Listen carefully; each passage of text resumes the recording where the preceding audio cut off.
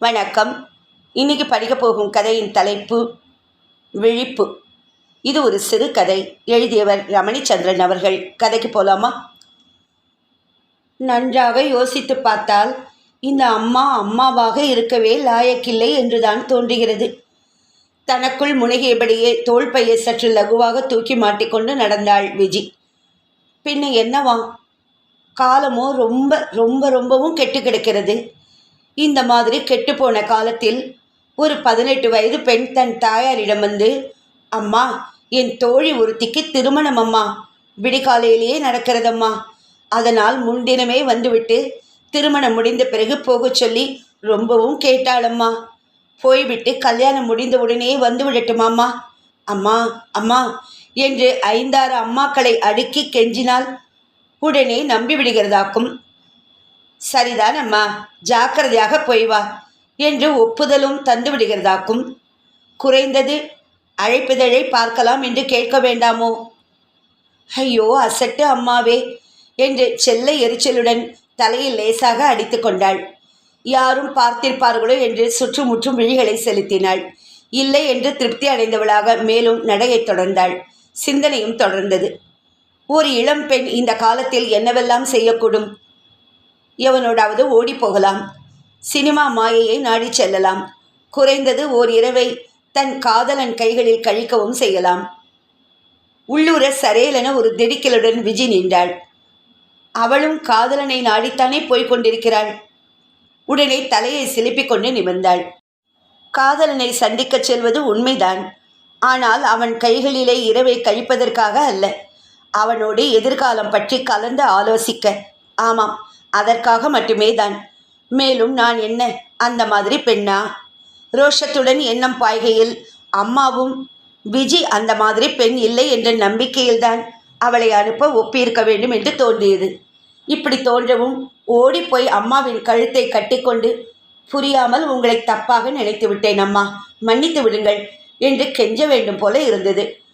ஆனால் இப்போதே சற்று தாமதம்தான். இன்னமும் தாமதித்தால் அவன் கலங்கி போவான். அவன் சுந்தரை பற்றி நினைக்கும் போதே விஜயின் கண்கள் கனிந்தன. அவனும் கூட அவளைப் போலவே தான். அந்த மாதிரி பட்டவன் அல்ல. அவளாக சிறிது நெகிழ்ந்தாலும் கூட அவன் தன்னை கட்டுப்படுத்தி அவளையும் கட்டுப்பாட்டுக்குள் கொண்டு வருகிறவன். அப்படி அவன் கட்டுப்பாட்டுக்குள் நின்ற சில நிகழ்ச்சிகள் விஜிக்கு நினைவுக்கு வந்தன. அன்றைக்கு கடற்கரையில் அவளது தோள்களை அவன் மெல்ல வருடிய போது அவள் உணர்ச்சி வசப்பட்டு அவன் மார்பில் சாய்ந்தாளே, அப்போது இன்னொரு ஆணாக இருந்திருந்தால் என்னென்னவோ நடந்திருக்கக்கூடும். ஆனால் சுந்தரோ அவசரமாக விலகி எழுந்து, ஒரு நண்பன் வருவது போல் இருக்கிறது என்று நகர்ந்தே சென்று விட்டானே. தூரத்தில் வந்த 2 பெண்கள் தவிர எந்த நண்பனும் வரவில்லை என்பது விஜய் அறியாததா? அவளது மனதை நிலைப்படுத்துவதற்காக அப்படி ஒரு சாக்கு சொன்னான் என்பதை கூடவா அவளால் கண்டுகொள்ள முடியாது? அதே போல ஒரு நாள் பூங்காவில் அவளுடைய விரல்களை பற்றி அவன் விளையாடிய போது விஜி உருகி போய் அவன் கையை இறுகி பிடித்தாளே, அப்போது கூட அவன்தானே ஒதுங்கி, இந்த பூவை பாரேன் என்று பூவுக்குள் புதைந்து விடுகிறவன் போல குனிந்து கொண்டு விடவில்லையா? அந்த ஒதுக்கம் ஏன் என்று புரிந்து கொள்ள முடியாத முட்டாளா விஜி? புரிந்து கொண்டவள் என்பதால் தான் அவன் அழைத்த உடனே அழைத்த இடத்துக்கு மறு வார்த்தை பேசாமல் வந்திருக்கிறாள். ஏன் விஜி, உன் சுந்தரை ஒரு பெண்ணோடு ஒரு லாட்ஜின் வாசலில் அண்டர்லைன் பண்ணிக்கொள். லாட்ஜின் வாசலில் பார்த்தேன், அவள் கழுத்தில் தாலி மாதிரி இருந்தது என்ற ரமியின் வார்த்தைகளை அடியோடு அவள் நம்பவில்லையே. சுந்தரை போல ஜாடையில் யாரையோ பார்த்துவிட்டு உளறுகிறாள் என்பது விஜயின் தீர்மானம்.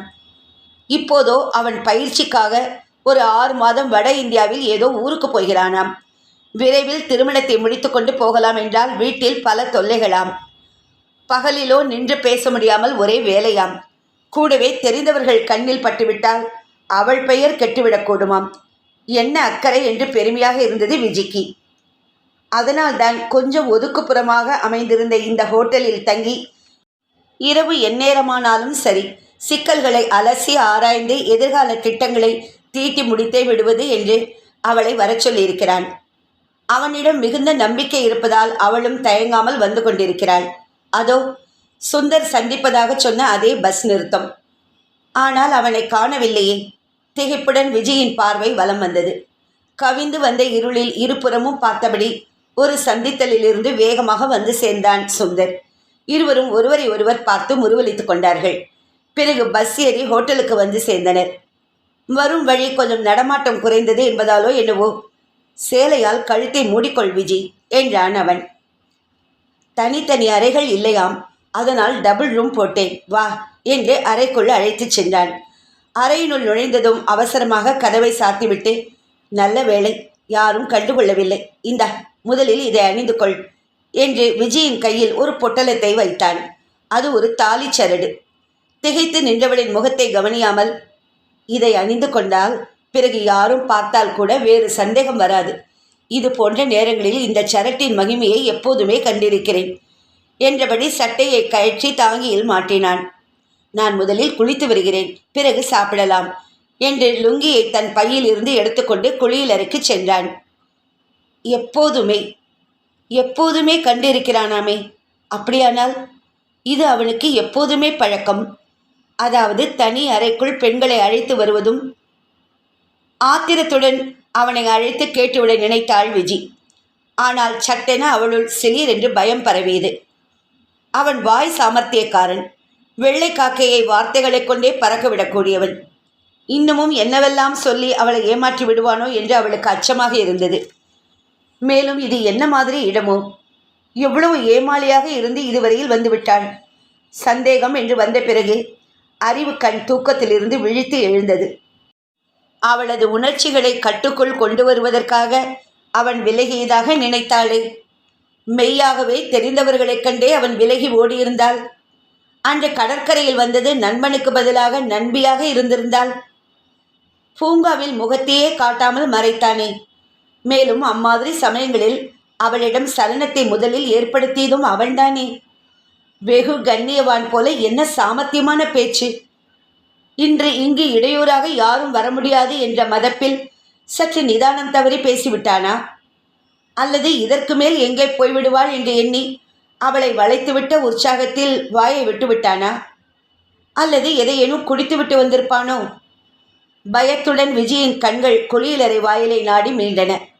ஆக ரமி சொன்னது தப்பில்லை, உளரவும் இல்லை. அன்று அந்த முகமறியாத பெண்ணின் கழுத்திலும் இப்படித்தான் ஒன்றை அணிய செய்திருப்பான். அல்லது அவள் கழுத்தில் போட்ட அதுவேதான் இதுவுமோ? சட்டென அடிவயிற்றிலிருந்து குமட்டி கொண்டு வந்தது அவளுக்கு. சத்தமின்றி தன் தோள் பையை எடுத்து மாட்டிக்கொண்டு வெகு வேகமாக வெளியேறினாள் அவள். இத்துடன் இந்த கதை முடிவடைந்தது. நல்ல வேளை, இப்போவாவது அவளுக்கு விழிப்பு வந்ததே.